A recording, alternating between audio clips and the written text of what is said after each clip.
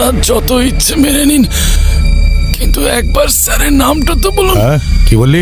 স্যারের নামটা প্লিজ। আরে কেন মাথাটা খাচ্ছিস বলতো? স্যারের নাম বলো, স্যারের নাম বলো, তোতা পাখির বাচ্চা। হ্যাঁ সরি, স্যারকে ফোন কর আর জিজ্ঞেস কর রাধুনিটাকে নিয়ে করবোটা কি। বোর হয়ে গেলাম এটাকে মেরে মেরে। Hello sir. আমি কথা বলবো। চুপ স্যার, এও হতে পারে না স্যার। আরে অন্ধ এই সে, একটুতে হবে না। ওকে মার, রাম ধলাই দে আরো, তবে গিয়ে মুখ খুলবে ও। আরো যদি মারি মরে যাবে ও। তাহলে মেরে ফেল। কি? ঠিক শুনেছিস তুই, মেরে ফেল।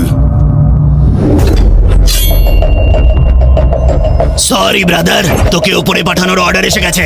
আমায় মেরে ফেলবে? সত্যি? আমি কি করেছি? আমায় কেন মারবে?